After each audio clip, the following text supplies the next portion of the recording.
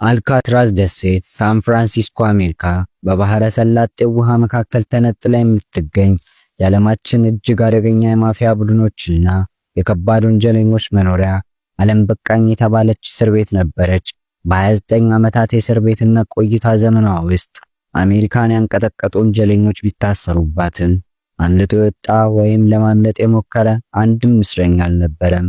ደሴቷ ለዚህ የተመረጠችበት ዋናው ምክንያትም ይህ ነው።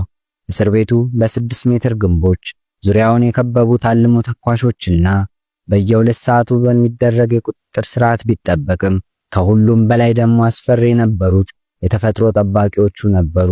ዙሪያዋ በገደል የተከበበ በአደገኛ ወጀብ የሚናጥና የሰው ልጆች ቀበኛ በሆኑ ሻርኮች የተሞላ ውቅያኖስ ሲሆን ይህን የማይታሰብ ምሽግ ሰብረው ለማምለጥ ያቀዱት 3 ወንጀለኞች ነበሩ። ከዚህ በፊት ከ4 እስር ቤቶች በተሳካ ሁኔታ አምልጦ የነበረው ከፍተኛ የአኪው መጠን አለው ተብሎ የሚገመት ፍራንክ ሞሪስ እና ወንድማማቾቹ በዝርፊያ የተካኑት ክላርነስ እና ጆን አንግለን የማምለጫውን መንገድ ያጠኑት ከነርሱ ጋር በእቅዱ ሲሰራ የነበረው 4ኛው እስረኛ አለን ዌስት ነበር። ሆኖም ግን ሊያመልጡ የቻሉት 3ቱ ብቻ ናቸው።